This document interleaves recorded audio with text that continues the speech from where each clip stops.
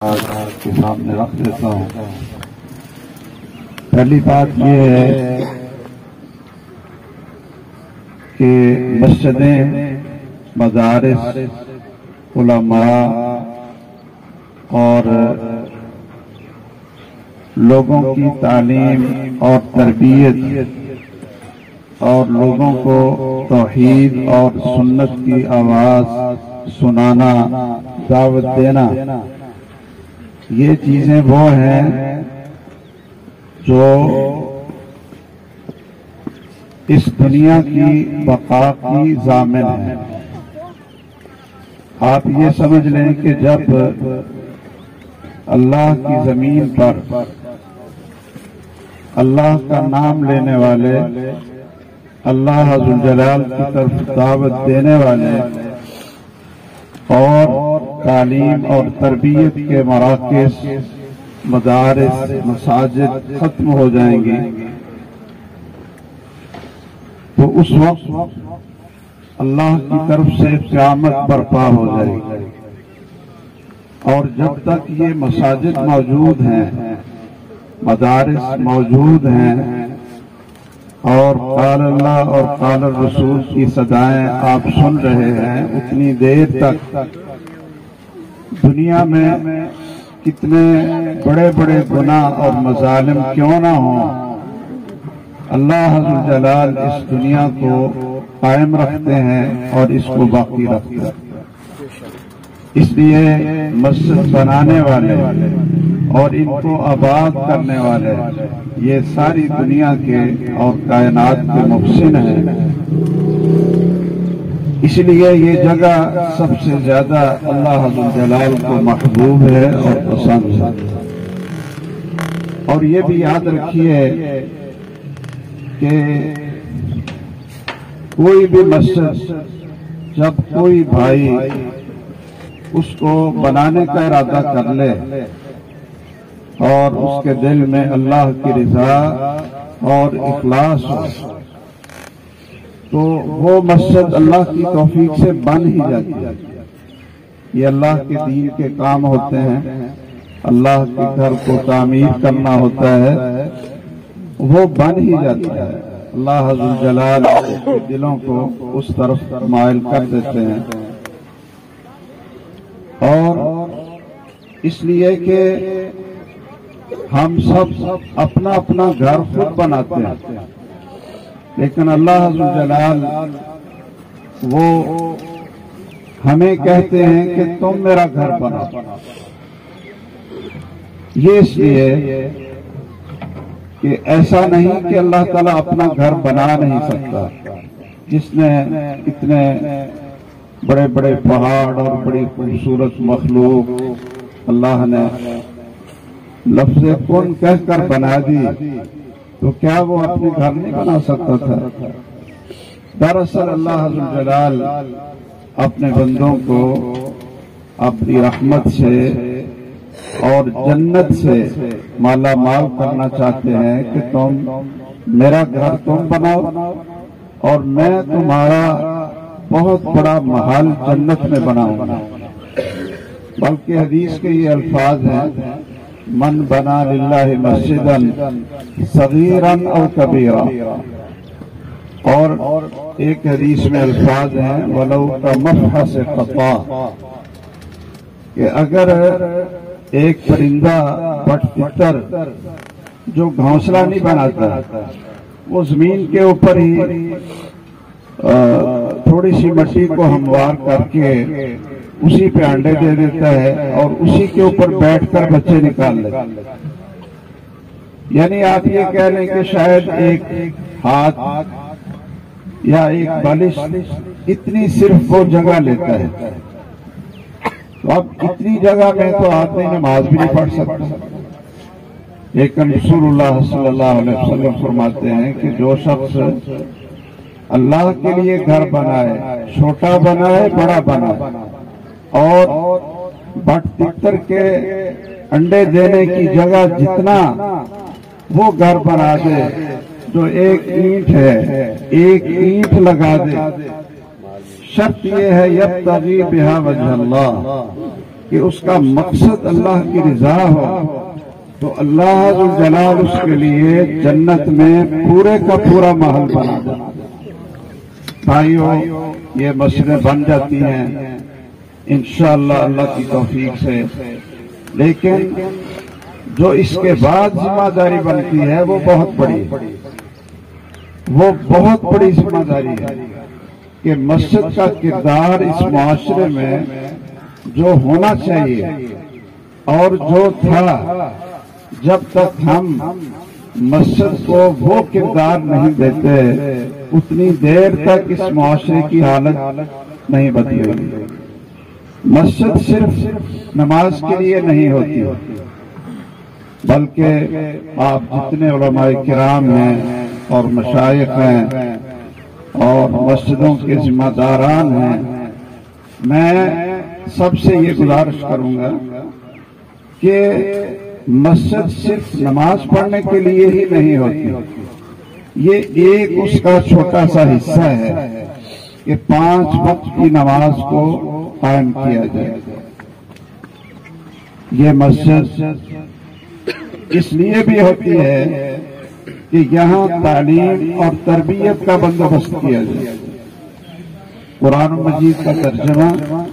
رسول اللہ صلی اللہ علیہ وسلم کی احادیث مبارکہ کا درس لوگوں کو قرآن اور سنت کے ساتھ جوڑا جائے اور اس چیز کا اہتمام کیا جائے کہ قرآن مجید کے ترجمے کے ساتھ ساتھ صحیح احادیث کا انتخاب کر کے، اس لیے کہ ہماری جو دعوت ہے اس کی امتیازی خصوصیت یہ ہے کہ ہم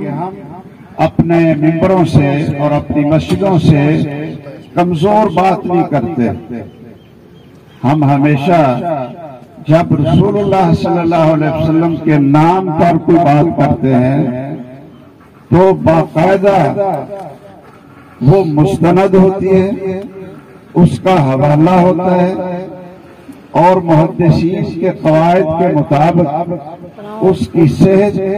اور اس کی قبولیت کی گارنٹی ہوتی ہے، پھر ہمارے ممبر و محراب سے وہ چیز بیان ہوتی ہے۔ یہ خصوصیت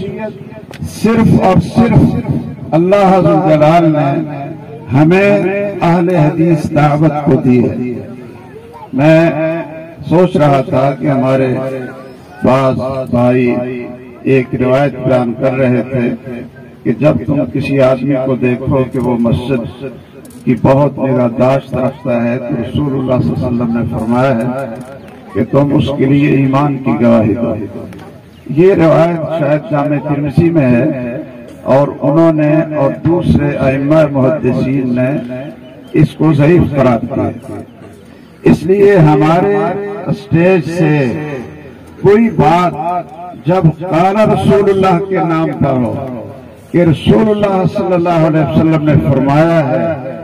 تو پھر اس کا ثبوت بھی ہونا چاہیے اور اس کی مستند دلیل بھی ہونی چاہیے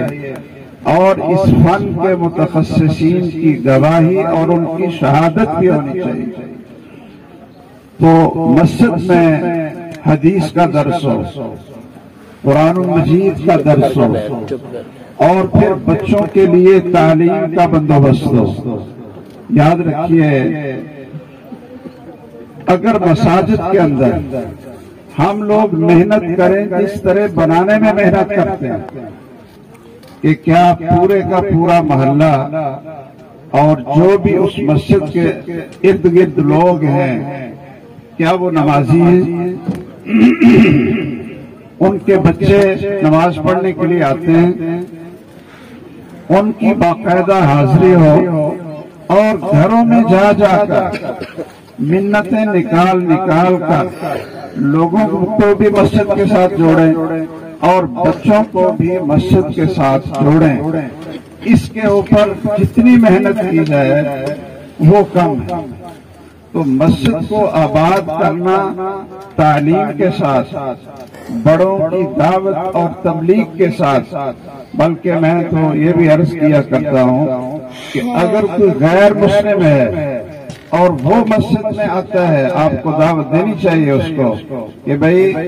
آپ نے اگرچہ اسلام قبول نہیں کیا لیکن ہمارا خطبہ سنیں، ہمارا درس سنیں اور ہماری دعوت سنیں اور ہمارے لوگوں کو عبادت کرتے دیکھیں تاکہ وہ متاثر ہوں اور ان کے کانوں میں قرآن کی آواز پڑے اور صحیح دعوت کی آواز پڑے، تو غیر مسلم یہودی ہوں عیسائی ہوں وہ بھی مسجد میں آئیں تو ہمیں روکنا نہیں چاہیے۔ اور جس طرح عام لوگوں کا ذہن ہے جی مسجد پلیت ہو جاتی ہے، مسجد اس طرح پلیت نہیں ہوتی۔ رسول اللہ صلی اللہ علیہ وسلم قیدیوں کو، مشرکین کو، اور سمامہ بن اسال کا واقعہ آپ کے سامنے ہے، آپ نے ان کو بھی مسجد کے اندر ستون کے ساتھ باندھا تھا۔ استوانۃ سمامہ بن اسال، اب بھی وہ وہ جو روضۃ من ریاض الجنہ کی جگہ ہے اس میں ایک ستون آپ دیکھیں گے، اس کے اوپر بھی لکھا ہوا ہے کہ یہ وہ ستون ہے جس کے ساتھ رسول اللہ صلی اللہ علیہ وسلم نے سمامہ بن اسال کو باندھا تھا۔ وہ مشرک تھے اور آپ مسجد کے قریب قیدیوں کو ٹھہراتے تھے اور آپ کی مجلس میں یہودی بھی آ کر بیٹھتے تھے اور آپ ان کو بھگاتے نہیں تھے، آپ ان کو بھگاتے نہیں تھے۔ تو اس طرح مسجد میں دعوت کو متحرک کریں اور پھر مسجد میں بیت المال بنائیں۔ ہر مسجد میں بیت المال ہونا چاہیے تاکہ جو محلے کے لوگ ہیں، جو محتاج ہوں، بیوہ عورتیں ہوں، یتیم بچے ہوں، ان کو ان کی مدد اور ان کا تعاون اور ان کی کفالت کی ذمہ داری یہ مسجد کے بیت المال کے اوپر ہونی چاہیے۔ اور اسی طرح آپ سارے محلے میں یہ اعلان کریں کہ بھائی اگر کسی کا آپس میں جھگڑا ہوتا ہے تو وہ عدالتوں میں دھکے کھانے کی بجائے، وہاں پیسے ضائع کرنے کی بجائے اپنا فیصلہ مسجد میں لاؤ، اور ہم قرآن اور سنت کے مطابق آپ کا جو فیصلہ ہوگا وہ اللہ کی توفیق سے اس کو کریں گے۔ رسول اللہ صلی اللہ علیہ وسلم کے دور میں یہ مسجدیں دعوت کے لیے بھی تھی، نماز کے لیے بھی تھی، تعلیم اور تربیت کے لیے بھی تھی، اور محتاج اور بھوکے لوگوں کی پناہ گاہ بھی تھی۔ آپ نے شاید وہ حدیث علماء سے سنی ہوگی کہ صحابہ کرام اپنی کھجوریں وہ اتار کر مسجد میں لٹکا دیتے تھے جب کھجوروں کا موسم ہوتا تھا اور پھل پک جاتا تھا تو وہ مسجد میں لٹکا دیتے تھے تاکہ مسجد میں آنے والے وہ لوگ جن کو ضرورت ہے کھانے پینے کی وہ کھجوریں کھائیں۔ رسول اللہ صلی اللہ علیہ وسلم نے دیکھا کہ ایک آدمی نے سوکھی ہوئی کھجوریں مسجد میں لٹکا دی، تو رسول اللہ صلی اللہ علیہ وسلم نے فرمایا کہ جو یہ سوکھی ہوئی کھجوریں مسجد میں جس نے لٹکائی ہیں تو اس کو بھی تو پھر آخرت میں اسی طرح کی سوکھی ہوئی کھجوریں ملیں گی۔ یعنی مقصد یہ ہے کہ مسجد محتاجوں کی جگہ بھی ہے اور فیصلے عدالت کی جگہ وہ بھی مسجد ہے، بلکہ رسول اللہ صلی اللہ علیہ وسلم کے دور میں جہاں تک بھی فوجوں کو روانہ کیا جاتا تھا خلفائے راشدین کے دور میں تو وہ مسجد سے ہی مجاہدین کی جماعتیں نکلتی تھی، ان کے لیے کوئی الگ چیف آف سٹاف اس کا دفتر کوئی الگ نہیں ہوتا تھا۔ جب سے ہم نے مسجد کو صرف نماز کے لیے بنا لیا اور نماز کے بعد اس کو تالا لگا دیا اور باقی کوئی اس کا کردار نہیں ہے، تو اس وقت سے ہی ہمارے لوگ وہ دین سے دور ہوتے گئے۔ میری اللہ سے دعا ہے کہ اللہ عز و جلال اس مسجد کو اپنا پورا کردار ادا کرنے کی توفیق دے اور ہمارے عزیز بیٹے شیرازی صاحب حفظہ اللہ وسلم اللہ تعالیٰ ان کو توفیق دے کہ وہ یہ سارے کام اس مسجد میں کریں اور لوگوں کی فلاح بہبود کے کام بھی اسی مسجد سے ہونے چاہیے، تعلیم اور تربیت کا کام بھی اس مسجد سے ہونا چاہیے، اور قریب کے جتنے بھی لوگ ہیں سب کو مسجد میں لانے کی، بچوں کو مسجد میں لانے کی کوشش کرنی چاہیے۔ مسجد اسی طرح آباد ہوتی ہے۔ اور ایک میں بات اور عرض کرتا ہوں، مسجد بن جاتی ہے اور وضو کی جگہ اور طہارت خانے وہ بھی بن جاتے ہیں، ٹائلیں بھی لگ جاتی ہیں،